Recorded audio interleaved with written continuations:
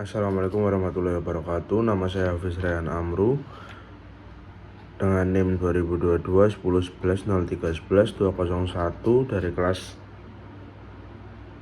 semester Sela Hukum Konstitusi Lembaga Negara.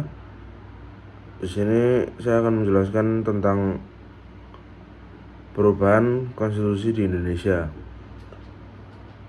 Konstitusi merupakan hukum dasar yang menjadi fondasi dari penyelenggaraan negara. Di Indonesia, konstitusi yang berlaku adalah Undang-Undang Dasar Negara Republik Indonesia tahun 1945 sebagai suatu dokumen hidup. Konstitusi tidak bersifat statis. Ia harus mampu menyesuaikan diri dengan perkembangan zaman, kebutuhan bangsa, serta dinamika politik dan hukum yang terjadi di dalam masyarakat. Perubahan konstitusi adalah tindakan hukum yang dilakukan untuk mengubah sebagian atau seluruh ketentuan dalam undang-undang dasar suatu negara. Di Indonesia, perubahan konstitusi disebut dengan istilah amandemen. Amandemen bukanlah penggantian total, tetapi penyesuaian terhadap bagian tertentu dari konstitusi agar tetap relevan dan kontekstual. Indonesia telah melakukan 4 kali amandemen terhadap Undang-Undang Dasar 1945, yaitu pada tahun 1999, tahun 2000, 2001, dan 2002. Amandemen ini terjadi setelah jatuhnya Orde Baru dan dimulainya era reformasi.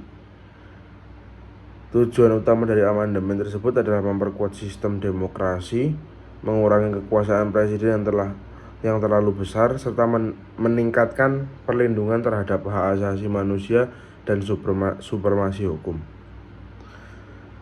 Kemudian prosedur perubahan konstitusi diatur dalam pasal 37 Undang-Undang Dasar 1945. Amandemen dapat diusulkan sekurang-kurangnya sepertiga dari jumlah anggota Majelis Permusyawaratan Rakyat atau MPR. Sidang MPR untuk mengubah Undang-Undang Dasar dapat dilaksanakan jika dihadiri oleh 2/3 dari seluruh anggota, dan putusan amandemen disetujui oleh sekurang-kurangnya 50% plus 1 dari seluruh anggota MPR. Namun, satu hal yang tidak dapat diubah dalam Undang-Undang Dasar 1945 adalah bentuk Negara Kesatuan Republik Indonesia. Amandemen Undang-Undang Dasar 1945 membawa banyak perubahan besar dalam sistem ketatanegaraan di Indonesia.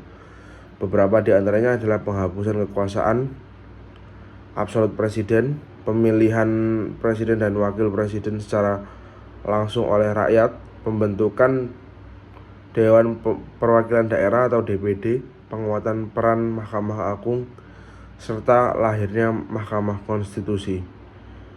Semua ini memperkuat prinsip demokrasi, supremasi hukum, dan pemisahan kekuasaan. Perubahan konstitusi adalah bagian dari dinamika negara hukum yang sehat, namun perubahan tersebut harus dilakukan secara terbuka, partisipatif, dan konstitusional. Dengan cara itu, konstitusi tetap menjadi pijakan yang kokoh bagi bangsa Indonesia dalam mewujudkan keadilan, kesejahteraan, dan demokrasi yang berkelanjutan. Sekian yang bisa saya sampaikan untuk pertemuan keempat ini. Terima kasih. Kurang lebihnya mohon maaf. Wassalamualaikum warahmatullahi wabarakatuh.